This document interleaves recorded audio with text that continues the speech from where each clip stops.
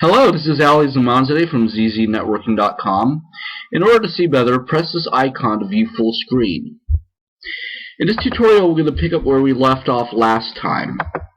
There is another way to create a table from an existing table. It's by using a subquery. So let's go ahead and code the following.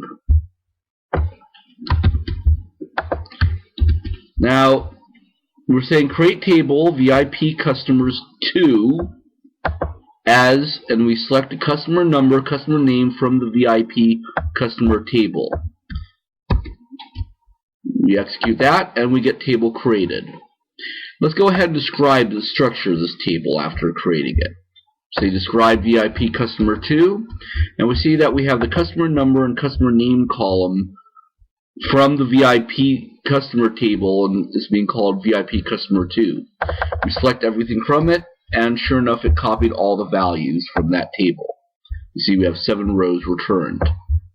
Now let's go ahead and start altering the table. In the past you've updated, inserted, deleted, and selected things. Those are all called DML actions, data manipulation language. Now we're going to start using some DDL actions, data definition language. We're going to actually alter the structure of the table itself. So please go ahead and code the following. First, we're going to go ahead and alter the table. We list the table name, alter table VIP customer 2. We say add, and now we open up a parentheses. Now the first word here, I call it rating. It could be anything. It's a new column name. We're going to add a column to our table called rating. We have to give it a data type. In this case, it's going to be varchar2, and we put the length of this in parentheses. In this case, it's going to be 4. Then we close the outer parentheses. We execute this, and table is altered. As you can see down here, it says table altered. When you select everything from the table, you see that you have another column here called rating and null values assigned. Now, we go and describe the table, and we see, sure enough, down here on the bottom you have another column called rating. It's data type and length and associated information. Now, in the following code, we're going to modify this a little bit. We're going to say alter table VIP customer 2, modify this column rating. Instead of it being varchar2, you see that rating has a data type varchar2 here. Let's say we want to make it a number. Instead of having a length of 4, we want to give it a length of 1. So over here we're going to alter an existing column. We're going to say alter table VIP customer 2, modify rating number 1. When you add a column, you use the word add. When you're modifying a column, you use the word modify. So we execute that code and we get table altered. We go to describe the table, and now you see that rating column has a number and a precision of 1. So its data type and length have changed. We select everything. Now let's go ahead and select everything from the table. We say select everything from VIP customer 2, and sure enough you're going to see it's still going to have null values. Suppose we don't want to have it be null. So here we say update VIP customer 2 set rating equal to 1. So we're going to go ahead and change that. So now we have 7 rows updated. So after doing this, I'm going to go ahead and make some more modifications. Let's go ahead and again select all to view the table. We now view the table. We see that the rating now has a value of 1 for all 7 rows. Now, let's go ahead and modify this table some more. We have alter table VIP customer 2, modify this rating number, and now we're going to give it the value of 2. Remember, if we describe this table, the rating is a number and the precision is 1, as you can see here.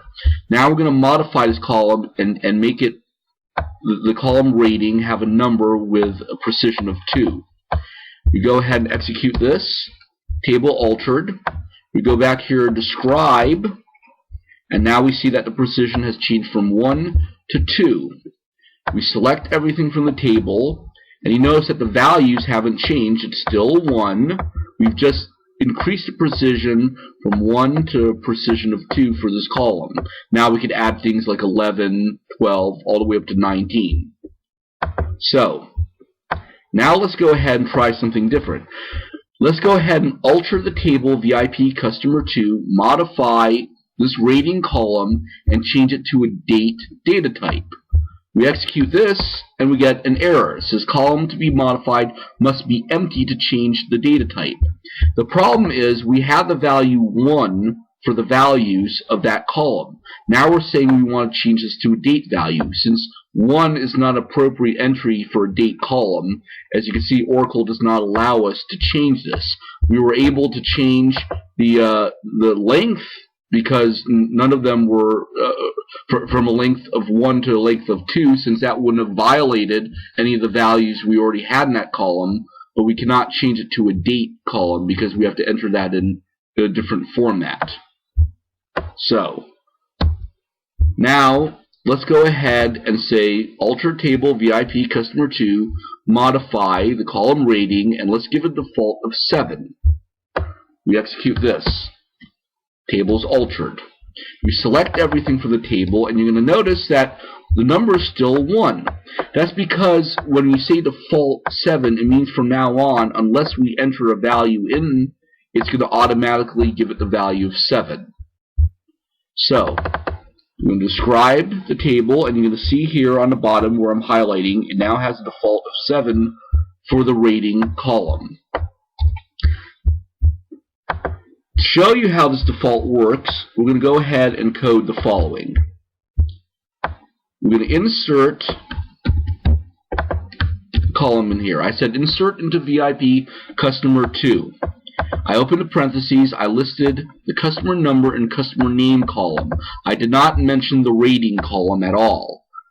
I said values, and we're entering in a value of 721 for the customer number and Bob's Store for the customer name. We left the rating blank. We go ahead and execute this. 1 row is inserted.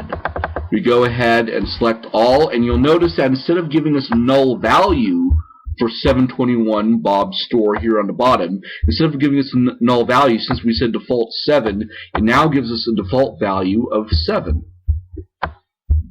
Had we not done that, that value here would be null. So, let's go ahead and have a few more examples. Now, suppose we want to drop this column rating. Well, we could do the following. You say alter table VIP customer 2, drop column rating. Control and enter, table altered. You go ahead and select everything from this table, and sure enough, that rating column is now completely dropped.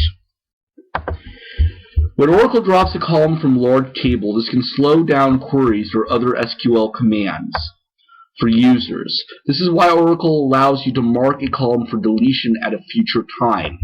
When a column is set unused, it cannot be recovered, only deleted in the future, and it will not be displayed during queries or in the table structure. Now, how do we do this? Very simply. We code the following. See, alter table VIP customer 2, set unused customer name. We execute this. Table is altered. If we select everything from our table, we'll notice that no longer customer name is being displayed. If we describe it, we'll notice that customer name doesn't appear here either. Now, the way to delete it is we say alter table VIP customer 2, drop unused columns. We execute this, and the table is altered. We're going to continue in the next video. Thank you for your time, and may God bless you.